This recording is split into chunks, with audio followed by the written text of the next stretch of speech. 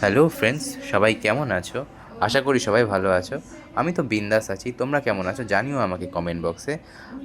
আজ চলে এসেছি নতুন একটি জামাই ষষ্ঠী ব্লগ নিয়ে। না না, আমার জামাই ষষ্ঠী না, বাবার জামাই ষষ্ঠী। তো কী কী মেনু হলো চলো দেখাই।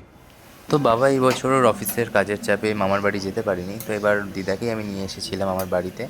তো সকাল সকাল আমি গিয়ে বাজার থেকে টাটকা মাটন কিনে নিয়েছিলাম এবং সাইডে রাইসের প্রিপারেশন চলছে।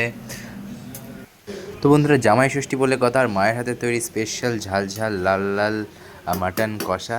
আজকের দিনটা তো পুরো জমে যাবে, দেখছেন টকবক করে ফুটছে। আমি তো লোভ সামলাতেই পারছিলাম না।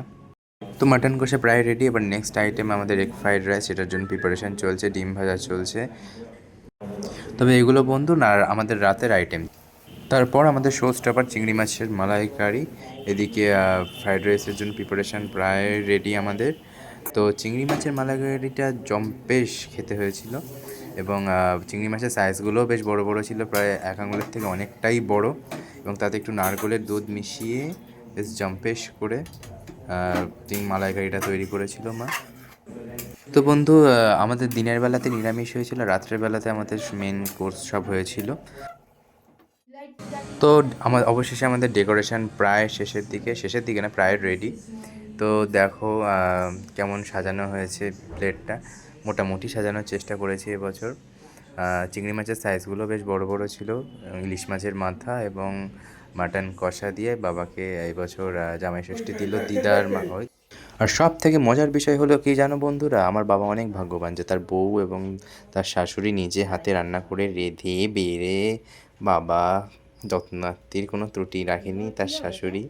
আমার শাশুড়ি কখনো এরকম করবে কি না আমি জানি না, মনে হয় করবে না, কারণ আমার কপালটা আমার বাবার মতন অতটা বড় নয়। যাই হোক, তবে আমার মায়ের মতন আর আমার দিদার মতন শাশুড়ি আর বউ পাওয়া কিন্তু অনেক ভাগ্যের ব্যাপার।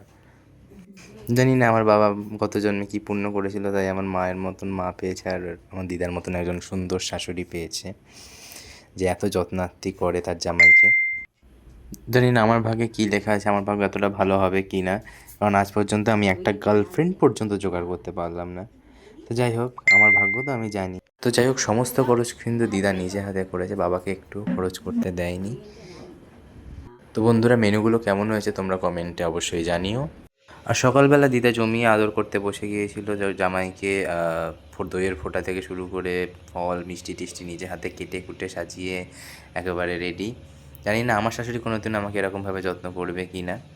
দিনের বেলাতে হালকা নিরামিষের মধ্যে দিয়ে রান্না বান্না করা হয়েছিল, বেশি রিচ করিনি, যেহেতু রাতে আমাদের রিচ খাবার দাবার হবে। তো এই ছিল আমাদের জামাই ষষ্ঠীর ছোট্ট একটা ব্লগ। তো তোমাদের কেমন লাগলো জানিও। ভিডিওটা আমি আর বেশি লেন্দি করছি না, দেখা হবে অন্য কোনো ভিডিওতে। বাই, সবাই ভালো থেকো।